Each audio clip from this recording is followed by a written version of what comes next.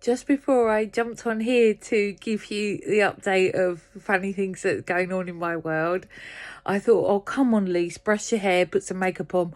But I can't be arsed. So there you go. I am what I am.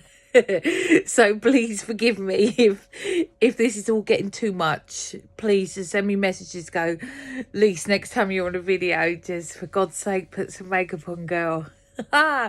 Anyway, this is what happened today.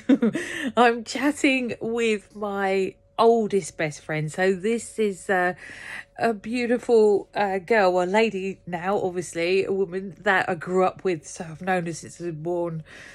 And we were both in a cult together. We were raised in a horrible cult, Jehovah's Witnesses. And we're both obviously out of it now, but we were raised in it.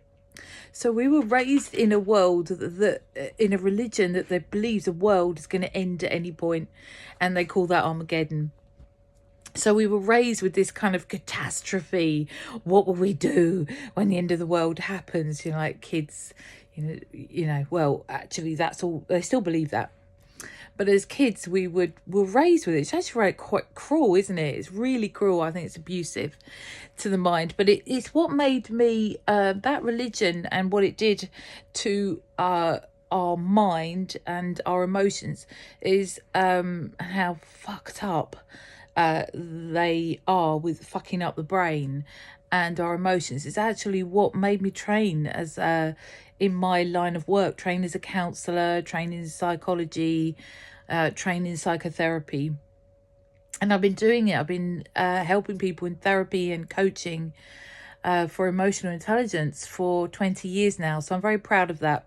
So I kind of give that cult credit for what inspired me to find my life mission, which is helping people recover from their mind that just tells them that they're shit and they're not good enough and they'll never have all the good stuff. So that's why I trained in my work and why I'm so passionate about, the badass way to love ourselves. Anyway, back to the story. So my oldest friend and I, when we were growing up, when we were kids and we had all this end of the world apocalypse stuff, we were a couple of runaways, to be fair, quite horrible. My mum deserved it though, and her mum did, to be fair, as well. But we must have been quite horrible because we're always planning to run away.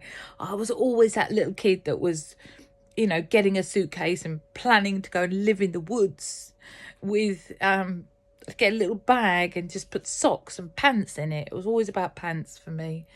Not really about food or anything like that. It's a bit weird, but I was always going to go and live in the forest and you'll miss me when I'm gone and all that sort of stuff.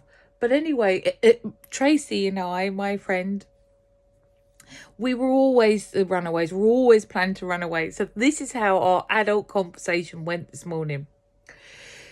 We like a glass of wine or two to share, and we catch up kind of once a week, and we get the bottle of red out and we have nibbles and we chat away about nothing and we laugh our heads off, and it does us the right good tonic. We need it once a week. It's like medicine for the soul. So she was saying, how are we going to meet up and what are we going to do? Because we can't come around each other's houses. We can't do that. So it kind of went into this story of finding a den how about, if we found a den in the forest and we kind of created it in a hedge like we used to play games, creating a cave. What if we found a den in the forest where no one could find us? And, her and I have been practically living together. We used to share a flat together, but we've been practically living together anyway, so why don't we go and live in the forest away from anyone? Which really made me laugh because we were really talking about it, deadly serious, how we're going to do it, like 2 8-year-olds running away. But the funny thing is, this time with wine, lots of it, and in being deadly serious, as I went into my inner child, I said, because she's a brilliant cook, and I said, Trace, if I bring the wine, the jam, the plates and the butter, please will you make scones for us while we're in our den?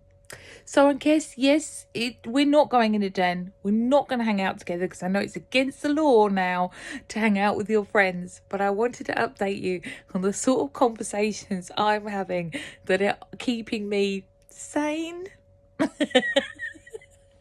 Okay, remember to look after your mental health, your emotional health, as well as your physical health. And remember your sense of humour, darling. Remember your friends. This too shall pass.